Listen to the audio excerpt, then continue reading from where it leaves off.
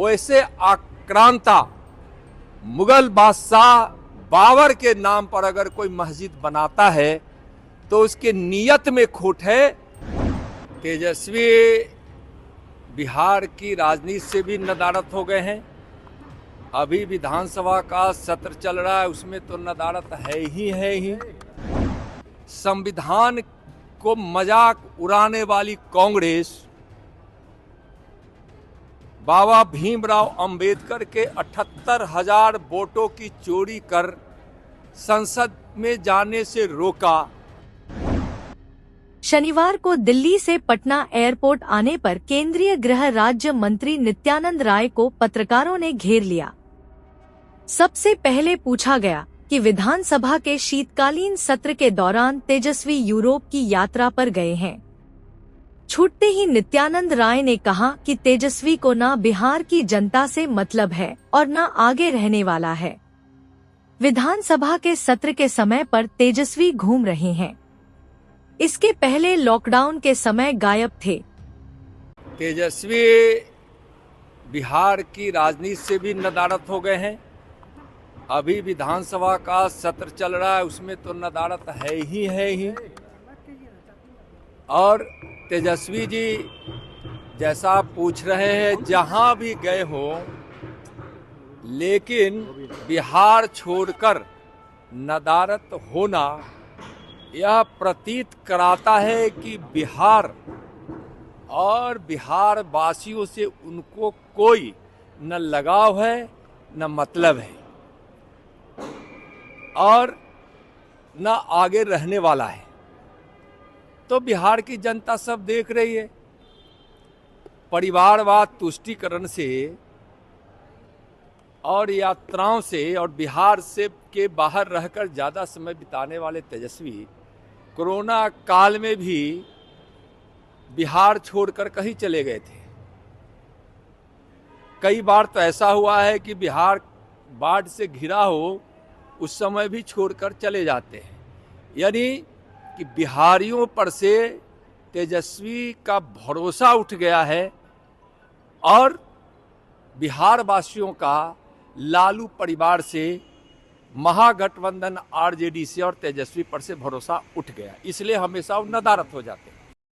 नित्यानंद राय ने बाबा साहब अंबेडकर और अंबेडकर की मृत्यु को महापरिनिर्वाण दिवस बताते हुए अंबेडकर को याद किया। इसी समय कहा कि कांग्रेस को संविधान की और संविधान के रक्षा की कोई चिंता कभी नहीं रही है। बिना किसी स्पष्ट उदाहरण के केंद्रीय गृह राज्य मंत्री ने एक आकस्मिक आरोप लगा दिया। राय ने कहा कि अंबेडकर को संसद में पहुंचने से रोकने के लिए कांग्रेस ने उनके 78,000 मतों की चोरी की थी। बाबा भीमराव अंबेडकर जी का महापरिनिर्वाण दिवस है।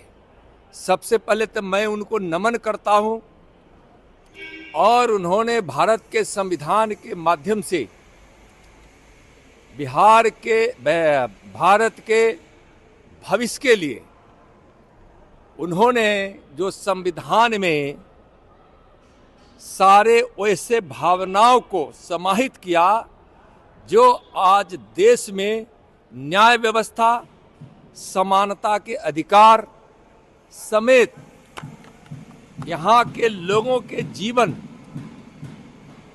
में खुशियाँ आए, इसके दृष्टिकोण को डालकर उन्होंने बहुत बड़ा काम किया है। संविधान को मजाक उड़ाने वाली कांग्रेस बाबा भीमराव अंबेडकर के 78,000 वोटों की चोरी कर संसद में जाने से रोका। यही कांग्रेस आपातकाल लाकर संविधान में लोकतंत्र की पवित्र भावनाओं को कुचला और जब भी जरूरत पड़ा तो संविधान को अपमानित करने से भी न कांग्रेस चुकी, न कम्युनिस्ट, न आरजेडी, न सपा जैसे लोग। नित्यानंद राय ने धारा प्रवाह प्रधानमंत्री नरेंद्र मोदी की प्रशंसा के कई तरह के अलंकार गढ़ दिए।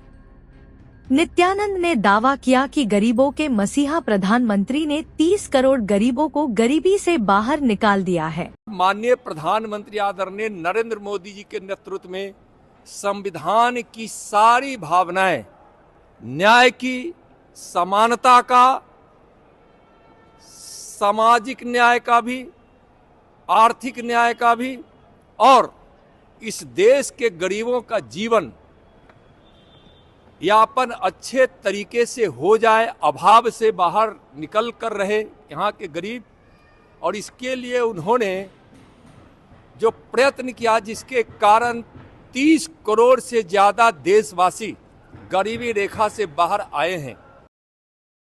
पत्रकारों ने विवाद के लिए नित्यानंद को उपयुक्त व्यक्ति समझकर पश्चिम बंगाल के बाबरी मस्जिद निर्माण का विवाद उठाया। यहाँ पर नित्यानंद राय ने अपने को संभालते हुए कहा कि मस्जिद बन सकते हैं, परंतु उन्होंने भारत के आक्रांता बाबर के नाम पर मस्जिद के विरोध में बयान दिया। 2026 में पश्चिम बंगाल में विधानसभा आम चुनाव होने हैं। बीजेपी अब ममता बनर्जी को न सही पश्चिम बंगाल को ही धार्मिक गोलबंदी का ग्राउंड बनाने की कोशिश कर रही है। तृणमूल कांग्रेस के पूर्व विधायक इब्राहिम कबीर ने घोषणा की थी कि वह अपने यहाँ बाबरी मस्जिद का निर्माण करवाएंगे। ममता बनर्जी ने इब्राहिम कबीर को अपनी पार्टी तृणमूल कांग्रेस से निकाल दिया है। पश्चिम बंगाल सरकार इब्राहिम कबीर के शगुफेबाजी को रोकने में लगी है, परंतु भारतीय जनता पार्टी की हरचंद कोशिश की है कि बाबरी मस्जिद के निर्माण की घोषणा का विवाद धार्मिक गोलबंदी के रूप में जिंदा रहे। पटना के पत्रकारों के लिए यह सवाल जिंदा है।